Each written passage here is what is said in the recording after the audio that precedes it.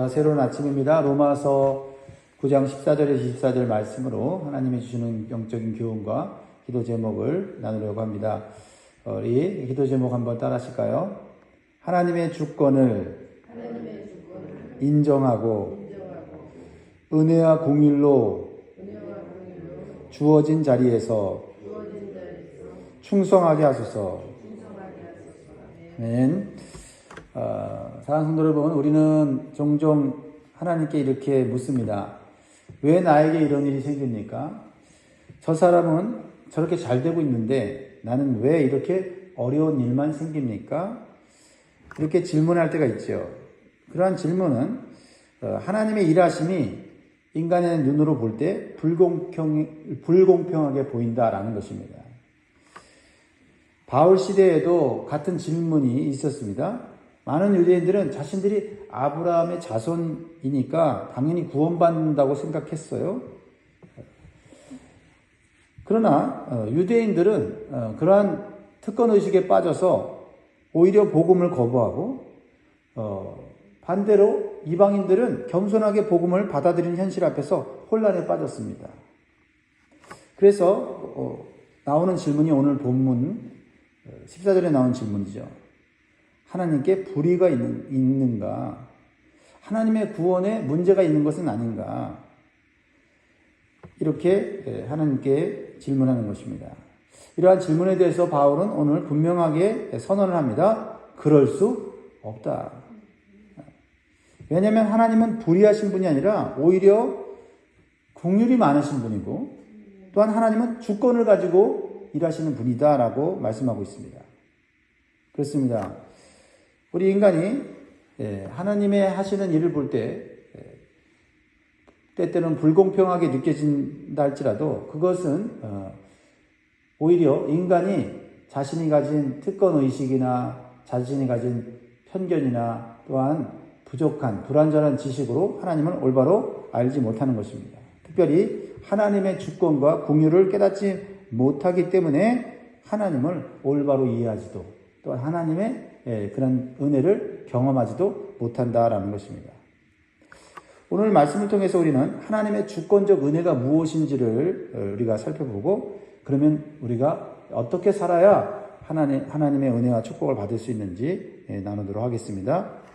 첫 번째, 구원은 전적으로 하나님의 긍휼에 달려있다라는 겁니다.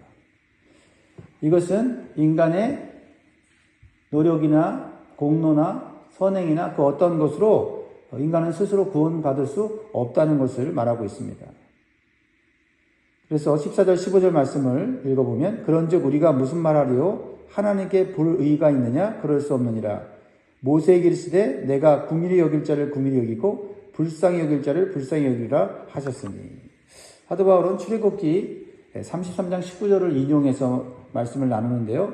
내가 긍휼히 여길 자를 긍휼히 여기고 불쌍히 여길 자를 불쌍히 여기라. 이 말씀은 하나님의 성품이 어떠한 분이신지를 분명히 말씀하고 있습니다. 긍휼은요, 자격이 없는 자에게 은혜를 베푸시는 것을 의미하고요. 불쌍히 여긴다는 것은 깊은 내장 속에서 우리를 향한 동정을 말하고 있는 것입니다. 이 말씀은 구원이 인간의 의지나 노력으로 결정되지 않고 전적으로 하나님께서 긍휼을 베푸시기 때문에 가능하다라는 것입니다. 16절에 이렇게 말씀하고 있어요. 같이 읽습니다. 시작. 그런즉 원하는 자로 말미암음도 아니요 다른 박질하는 자로 말미암음도 아니요 오직 긍휼히 여기시는 하나님으로 말미암음이니라. 그러니까 원하는 자라는 것은 인간의 의지를 표현하는 거고요. 다른 박질한다는 것은 인간의 노력을 의미하는 겁니다. 그래서 우리 인간들은 내가 이렇게 노력하고 애쓰고 살아가는데 왜 하나님은 나에게 좋은 것을 안 주고 왜 저렇게 내가 볼 때는 나보다 열심을 내지 않고 최선을 다하지 않는 사람들에게도 은혜를 베푸는 걸 볼 때 하나님 불공평한 건 아닌가. 그러니까 내 기준으로 하나님이 하시는 일, 은혜를 베푸는 일, 구원을 이루시는 일을 생각하면 하나님이 불의하게, 불공평히 느낄 수 있다는 겁니다. 그런데 중요한 건 뭐냐면 인간이 아무리 위대한 업적과 선행과 공로를 이룬다 해도 하나님의 영광과 구원에 이르지는 못한다는 거죠. 그러니까 내가 노력하고 애쓰고 힘쓰는 사람도 구원받을 수 없고, 물론 죄를 짓고 형편없이 살아가는 사람도 구원받을 수가 없다는 겁니다. 그런데 하나님이 구원을 이루시는 방편은 인간의 그러한 모습을 보고 하는 것이 아니라 하나님의 궁휼하심 때문에 인간을 구원하신다라는 거죠. 그게 불만을 갖는다고 한다면 그것은 하나님을 잘못 이해하는 것이다라는 거죠. 구원은 오직 하나님의 은혜에 의해서만 이루어지는 선물이라는 것입니다. 그래서 에베소 2장 8절 9절 너무나 잘 아는 말씀이죠. 너희는 그 은혜에 의하여 믿음으로 말미암아 구원을 받았으니 이것은 너희에게서 난 것이 아니요 하나님의 선물이라. 행위에서 난 것이 아니니 이는 누구든지 자랑하지 못하게 합니다. 아멘. 그래서 우리가 구원받은 것이죠. 왕이 죽을 수밖에 없는 사형수에게 사면을 베푸는 것은 왕의 변덕이나 불의가 아니라 왕의 권한이며 자비의 표현인 거예요. 사랑하는 성도들, 우리가 구원받은 것은 우리의 노력이나 자격 때문이 아니라 오직 하나님의 긍휼 때문임을 우리가 받아들이고 감사해야 될 줄 믿습니다. 그래서 우리는 교만할 수가 없고 자랑할 수가 없는 것입니다. 두 번째로 주시는 교훈은 하나님은 악인조차도 구속사의 도구로 사용하신다. 하나님이 이 세상을 구원하기 위한 목적으로 악한 자까지도 사용하신다는 겁니다. 바울은 이러한 하나님의 주권을 설명하기 위해서 이집트의 왕 바로를 예로 들지요. 이게 17절이에요. 17절. 성경이 바로에게 이르시되 내가 이 일을 위하여 너를 세웠으니 곧 너로 말미암아 내 능력을 보이고 내 이름이 온 땅에 전파되게 하려 함이라 하셨으니. 하나님은 바로를 세우십니다. 그리고 그의 교만과 강팍함을 통해서 오히려 하나님의 능력과 이름이 온 세상에 알려지게 하셨습니다. 하나님은요, 하나님의 뜻과 계획을 이루기 위해서 어떤 사람은 긍휼히 여기시고 어떤 사람은 그 마음을 완악하게 하십니다. 이것이 하나님의 주권이에요. 이것을 잘 이해해야 합니다. 18절에 이렇게 말씀하고 있죠. 그런즉 하나님께서 하고자 하시는 자를 긍휼히 여기시고 하고자 하시는 자를 완악하게 하십니다. 여기서 완악하다는 이 말씀을 우리가 정말 잘 이해를 해야 되는데, 하나님께서 악하게 만들었다는 것이 아닙니다. 인간이 원래 가진 고집과 악함을 내버려 두셨다는 의미죠. 인간은 내버려 두면요 더 완악하게 된다라는 거예요. 근본적으로 인간은 그 안에 죄성을 갖고 있어요. 그래서 내버려 두면 그 죄성은 더욱더 크게 그 죄를 만들어내는, 또 그 죄가 심판받지 않으면 죄를 더 많이 짓는 그러한 속성이 있다 이 말이죠. 그래서 하나님 앞에서 우리의 자세와 반응이 중요하다는 거예요. 애굽왕 바로가 자신에게 주어진 큰 권세와 영광을 가지고 겸손하게 하나님께 복종했더라면 그는 하나님의 이름을 온 세상에 전하는 복된 자가 됐을 거예요. 그러나 하나님께서 여러 번 기회를 주셨어요. 하나님이 이 사람은 내가 악하게 만들고 저 사람은 선하게 만들고 그렇게 하시는 게 아닙니다. 선한 자나 악한 자나 하나님은 누구에게나 하나님의 긍휼을 베풀어 주세요. 기회를 주신다 이 말이죠. 그런데 바로 왕은 하나님을 대적하고 하나님의 명령에 번번이 불순종했습니다. 그러니까 하나님이 내버려 두시는 거예요. 내버려 두시니까 더 완악해지는 겁니다. 그러니까 자신이 하나님을 이길 수 있다고 생각하는 거죠. 그러자 하나님은 그의 완악함과 불순종을 통해서 하나님의 위대하심을 온 세상에 드러내는 일을 하시는 것입니다. 그러니까 하나님은 인간이 순종하든지 불순종하든지 하나님은 흔들림 없이 자신의 주권과 영광을 드러내시는 분이다라는 거예요. 그래서 악한 자조차도 하나님의 구속사의 도구로 사용하신다는 것입니다. 그래서 주권자이신 하나님 앞에서 우리 인간의 자세와 반응이 우리 인생의 운명과 종말을 결정짓는다라는 겁니다. 여러분, 하나님 앞에서 어떤 자세를 가지고 오늘 사십니까? 같은 태양이 빛을 비치죠. 그런데 진흙은 어떻게 합니까? 굳게 만들고요. 같은 태양이 빛을 비치는데 밀랍은 어떻게 됩니까? 녹아지는 것입니다. 빛의 성질은 같지만 대상의 성질이 반응을 결정한다는 겁니다. 하나님은 우리에게 긍휼의 빛을 누구에게나 주시지만 우리의 반응에 따라서 우리가 진흙과 같이 딱딱해질 수 있고 밀랍과 같이 녹아져서 부드러워질 수 있다는 거죠. 누구에게 탓이 있어요? 하나님께 탓이 아니라 우리에게 탓이 있다는 거예요. 오늘 우리가 말씀을 들을 때 그 말씀 앞에서 우리의 굳은 마음이 부드럽게 녹아져야 합니다. 말씀을 들을 때마다 우리의 마음이 열리고 말씀을 들을 때마다 우리의 마음이 부드러워져야 돼요. 그게 하나님이 우리에게 긍휼을 베푸시는 그 은혜에 대해서 올바른 반응이죠.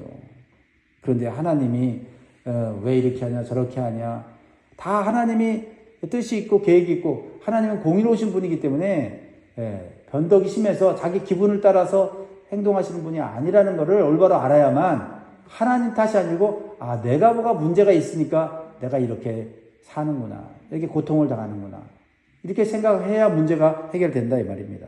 그러면 우리는 말씀이 우리를 찌르고 또 우리의 마음을 불편하게 할 때 회개와 순종으로 나아가야 될 줄 믿습니다.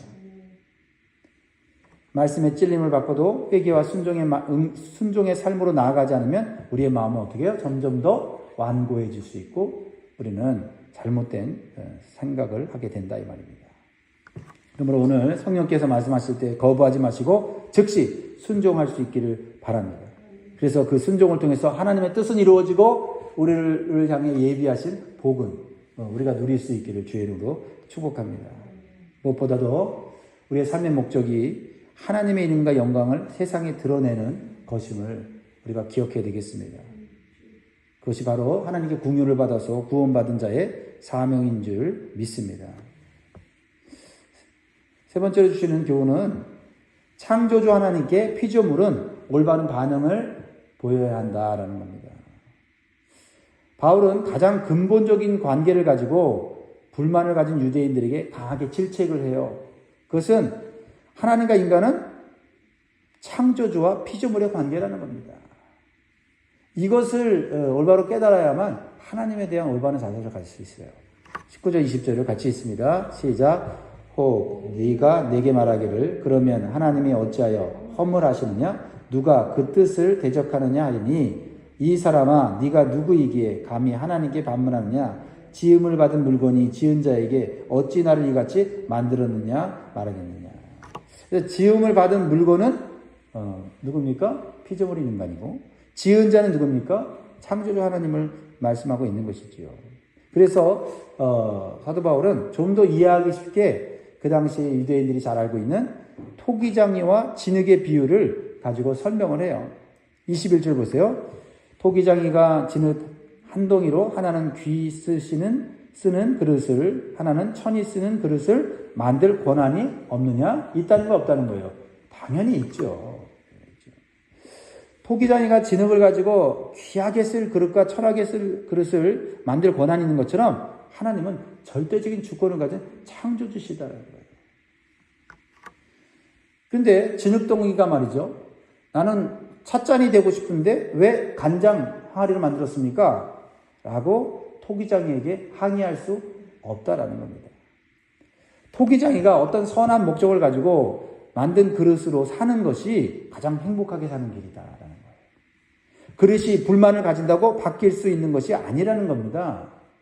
오히려 감사와 성신함으로 살아갈 때 더 귀한 곳에 사용받게 된다는 사실을 기억해야 될 줄 믿습니다. 사랑하는 성도 여러분, 피조물인 우리는 창조주 하나님께 따질 권리가 없습니다. 그리고 하나님의 주권을 인정하고 나에게 주어진 자리에서 하나님의 뜻을 발견하고 감사하며 충성하는 것이 하나님께서 계획하신 복과 행복을 누리는 길입니다. 마지막으로 우리에게 주시는 교훈은 하나님은 누구에게나 긍휼을 베푸신 분이다라는 겁니다. 바울은 결론적으로 하나님께서 진노받을 자에게 긍휼을 베푸시는 목적을 설명하고 있어요. 22절 같이 읽습니다. 시작. 만일 하나님이 그의 진노를 보이시고 그의 능력을 알게 하고자 하사 멸하기로 준비된 진노의 그릇을 오래 참으심으로 관용하시고. 진노의 그릇, 멸망받아 없어질 그릇, 그 그릇을 하나님이 당장 버리지 갚지 아니하시고 긍휼을 베푸시는 것, 그것이 하나님의 마음이고 하나님의 주권인데 그것을 가지고 누가 뭐라 하겠느냐는 거죠. 오히려 감사할 일 아닙니까? 죄인된 인간은 원래 진노의 그릇이에요. 하지만 하나님은 진노의 그릇을 오래 참으시며 관용하십니다. 하나님께서 죄에 대해서 심판을 지연하시는 이유는 회개의 기회를 주시고 구원의 기회를 주시기 위함입니다. 그게 하나님의 불의함입니까? 동시에 긍휼을 받아 구원받은 긍휼의 그릇이 된 성도들에게는 더 큰 영광의 부여를 베풀어 주시는 분이다라는 거죠. 그래서 23절, 24절에 우리에게 마지막으로 도전을 하는 거죠. 또한 영광 받기로 예비하신 바 긍휼의 그릇에 대하여 그 영광의 부유함을 알고자 하셨을지라도 무슨 말을 하리요. 이 그릇은 우리가 곧 유대인 중에서뿐만 아니라 이방인 중에서도 부르신 자니라. 우린 유대인이 아니고 이방인인데 하나님의 이 긍휼하심이 우리에게도 충만하게 임했다. 그래서 긍휼의 그릇이 되었다는 겁니다. 그러니까 하나님께서 유대인을 구원하시든 이방인을 구원하시든 다 하나님의 구원을 받은 자라는 겁니다. 유대인이 특권을 받았다고 해서 더 큰 긍휼을 받고 이방인들이 죄를 짓고 살아간다고 해서 덜 긍휼을 받는 게 아니라 하나님의 긍휼은 동일하시다는 거죠. 그래서 그릇인 피조물에 불과한 인간이 왜 유대인을 구원하지 않고 이방인을 구원하시냐고 말하는 것은 주제를 뛰어넘는 태도다라는 겁니다.